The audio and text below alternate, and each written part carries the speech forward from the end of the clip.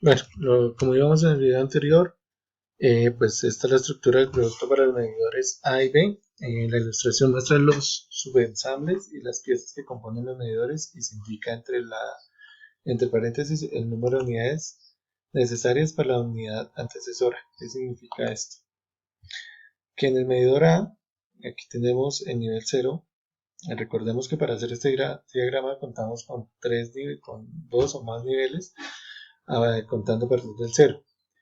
Empezamos con los niveles superiores o los segmentos que se denominan padres y después con los hijos. En el nivel 0 están los productos finales y seguimos con el nivel 1 y el nivel 2 y así sucesivamente. Entonces, en la unidad A decimos que se requiere para hacer una unidad C, una cantidad de C y una cantidad de D. Pero para hacer la unidad C se requiere de dos unidades de D. En el medidor B, para hacer el medidor B, es necesario una cantidad de C y dos cantidades de D, como lo vimos anteriormente. Entonces, ahora seguimos con el registro de inventarios. Los datos de los registros de inventario serían como los que aparecen en la ilustración, según se mostró anteriormente. Aquí se incluyen los datos adicionales como la identidad del proveedor, costos y tiempo de espera. Por ejemplo, los datos pertinentes incluyen las existencias al comienzo de la ejecución del programa, las necesidades de existencia de seguridad o el stock de seguridad, que se denomina como SS, y el estado actual de los pedidos que ya terminaron. La ilustración subsiguiente. Las existencias de seguridad es el inventario mínimo que se requiere tener de una pieza. Por ejemplo, del subensamble C nunca se requiere que el inventario baje de 5 unidades. También se ve que hay un pedido de 10 unidades del medidor B que se está programando de entrada a comienzos de semana 5. Otro pedido de 100 unidades de la pieza D, el transformador, se está programando para llegar a comienzos de la semana 4.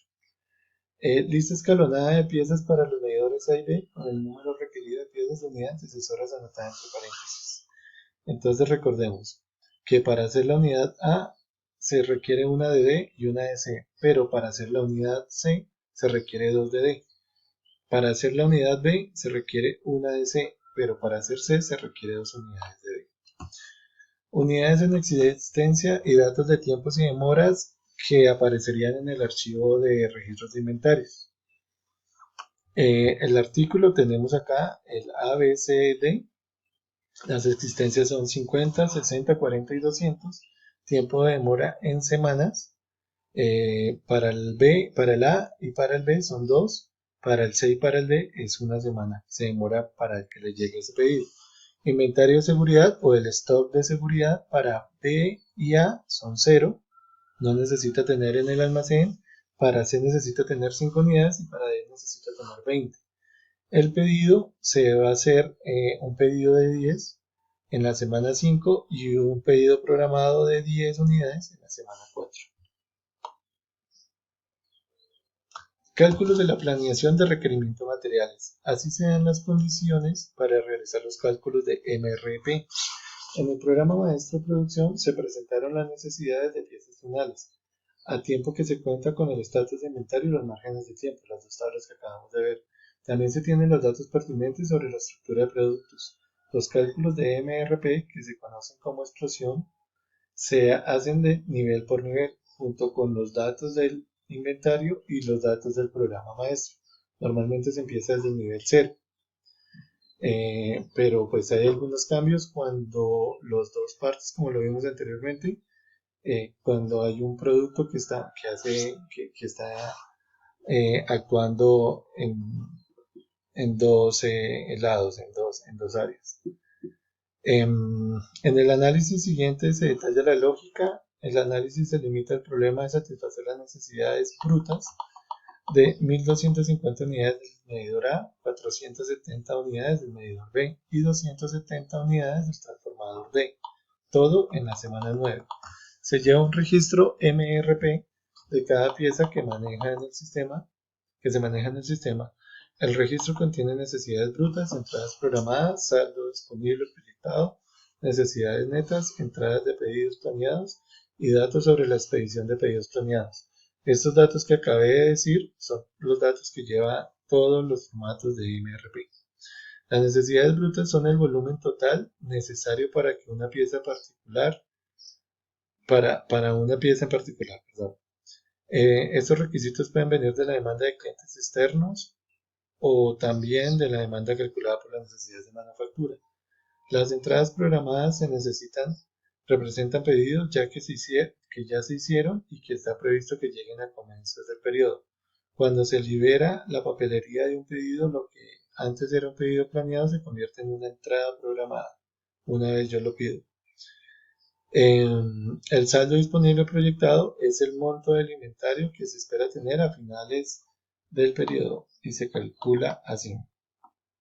Saldo disponible proyectado, tiempo, menos saldo disponible proyectado, tiempo menos 1, menos necesidades brutas, tiempo más entradas planeadas, más entradas de pedidos planeados, menos existencias de seguridad. Esa es la fórmula que vamos a colocar en Excel. Una necesidad neta es el monto que se requiere cuando el saldo disponible proyectado más las entradas programadas en un periodo no son suficientes para cubrir las necesidades brutas. La entrada de pedidos planeados es el monto de un pedido que se requiere para satisfacer una necesidad neta en el periodo. Por último, la expedición de pedidos planeados es la entrada de pedidos planeados compensada por el tiempo de espera. Si se comienza con el medidor A, el saldo disponible proyectado es de 50 unidades y no hay necesidades netas hasta la semana 9. O sea que la primera a las 9 van a purchase esas 50 unidades. En esa semana 9 se necesitan 1200 unidades para cubrir la demanda de 1250 en total, generada por el pedido programado en el programa maestro. La cantidad de pedidos se designa por lote, lo que significa que se puede ordenar la cantidad exacta para satisfacer las necesidades netas. También lo vamos a encontrar uno a uno. Por tanto, un pedido se planea para las entradas de 1200 unidades a comienzos de la semana 9. Como el tiempo de espera es de 2 semanas, este pedido debe expedirse a comienzos de la semana 7. O sea, yo me adelanto y lo pido con 2 semanas de antelación. El medidor B es semejante a, aunque un pedido de 10 unidades está programado para la entrada del periodo 5, semana 5. Se proyecta que se tendrán 70 unidades al final de la semana 5. Hay una necesidad neta de 400 unidades adicionales para satisfacer la necesidad neta de 470 en total, semana 9. Este requisito se satisface con un pedido de 400 toneladas que debe expedirse a comienzos de la semana 7, también son 2 semanas de entregación. La pieza C es un subensamble usado en los medidores A y B. Solo se necesitan más C si A o B lo requieren. En el análisis de A se indica que un periodo de 1200 se enviaría en la semana 7 y un periodo de 400 de B también en la semana 7. Así que la demanda total de C es de 1600 unidades en la semana 7. El saldo disponible proyectado es de 40 unidades menos la reserva de seguridad de 5 que se especificó, que da 35 unidades. En la semana 7 las necesidades netas son de 1565 unidades.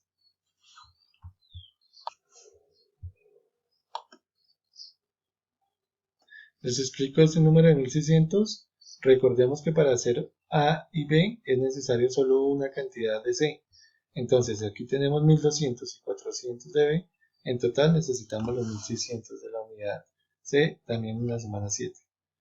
El saldo disponible, bueno, eso ya lo leímos. Las necesidades netas son de 1565 unidades. La política de pedidos de C indica un volumen de pedido de 2000 unidades, así que se planea una entrada de pedidos de 2000 unidades para la semana 7. Este pedido tiene que hacerse en la semana 6 debido al tiempo que espera una semana. Suponiendo que el pedido se procesa de hecho en el futuro, el saldo proyectado es de 435 unidades en la semana 7, 8 y 9. La pieza D, el transformador, tiene una demanda de 3 fuentes. La demanda de la semana 6 se debe a la necesidad de poner piezas D en el subensamble C. En este caso se requieren 2 de D por cada C, o sea 4000 unidades. La estructura del producto indica que es una relación de 2 a 1. En la séptima semana se necesitan 1200 de D para el pedido de 1200 A, que está programado para la semana 7. Hacen falta otras 270 unidades en la semana 9 para satisfacer la demanda independiente establecida en el programa maestro MPS. El saldo disponible proyectado al final de la semana 4 es de 280 unidades, 200 en existencia más la entrada proyectada de 100, menos las existencias de seguridad, 20 unidades, y 280 unidades en la semana 5. Hay necesidad neta de otras 3.720 en la semana 6, así que se planea recibir un pedido de 5.000 unidades, el volumen del pedido. Esto da por el resultado un saldo proyectado de 80 en la semana 7, puesto que se usan 1.200 para satisfacer la demanda. Se proyectan 80 unidades para disposición de la semana 8. Debido a la demanda de 270 unidades en la semana 9, una necesidad neta de 190 unidades en la semana 9 lleva a la planeación de la entrada de otro pedido de 5.000 unidades en la semana 9. Programa de planeación de requerimiento de materiales a los medidores A, B y los subensambles C y D. Bueno, la vamos a ver en el Excel para que sea un poquito más fácil de explicar. Aquí tenemos las semanas. Entonces, a la margen izquierda, un segundo, eso, está pues las características de cada pieza. La pieza A tenemos que el pedido se hace con 2 semanas de antelación, en el almacén tenemos 50, el stock seguridad 0 y la cantidad pedida por lote a lote o por unidades que necesitemos. Lo mismo. Recordemos que las necesidades brutas no iban a pedir nada sino hasta la semana número 9, que eran 1.250 unidades. Entonces, en entradas programadas no tenía ninguno. Saldos proyectados, pues como tenemos 50 en el almacén, hasta la semana 8 iban a estar las 50 unidades. Necesidad bruta no necesitábamos hasta la 9ª semana. Y los pedidos planeados, la entrada de pedidos planeados hasta la semana 9, que era cuando íbamos a entregar los 1.250, no cambiaba. Expedición pedido planeado, tampoco, en las 3 primeras semanas. Recordemos que tenemos que tener 2 semanas de antelación para pedirlas. Entonces tenemos acá, teníamos 1.250 unidades que atender, pero en el almacén teníamos 50, requerimos 1.200. Como es un lote, lote por lote o cantidad unitaria, procedemos a pedir únicamente las 1.200 unidades. Nos entran como pedido planeado 1.200 unidades y al hacer la suma y la resta, entonces ¿qué hacemos? Sumamos la que tenemos en el almacén más lo que nos llegó menos lo que necesitamos producir. 50 más 1.200 menos 1.250 es igual a 0. Hasta ahí la producción de la pieza A. Pasemos a la pieza B. Necesidades brutas. Acuérdense que A y B están separados. Necesidad bruta no tiene que ver con A. Necesidad bruta en la 9ª semana, 470 unidades. Entonces tenemos que se pide con 2 semanas de antelación. A la semana tenemos, en el almacén tenemos 60, existencias de seguridad, estados de seguridad 0 y cantidad por lote, también el lote a lote. Entonces, aquí tenemos 470 unidades pedidas en la semana 9. Tenemos a la mano 60, pero recordemos que hay un pedido o una entrada programada en la semana 5 de 10 unidades. Eso nos lo dice el escrito que acabamos de leer. Entonces nos entran 10 unidades, tenemos un nuevo saldo de 70 unidades. Seguimos así hasta la semana 8. ¿Qué pasa en la semana 8? En la semana 9 necesitamos 470 unidades, pero tenemos 70. ¿Qué es lo que necesitamos pedir? 400. Entonces, son 400 necesidades netas que parte de 470 que necesitamos producir menos lo que tenemos, 400. Y en la entrada de pedidos planeados va a ser lo que nosotros pedimos acá, lo que planeamos obtener. Entonces, hacemos la misma operación. Lo que nos llega más lo que tenemos menos lo que necesitamos evacuar y nos da 0. Para el componente C, entonces recordemos, un segundo por favor, recordemos que el componente C es un poquito más complejo de entender porque necesitamos lo que por cada A equivale un C y por cada B equivale un C. Entonces, ¿qué era lo que necesitábamos o qué es lo que vamos a pedir?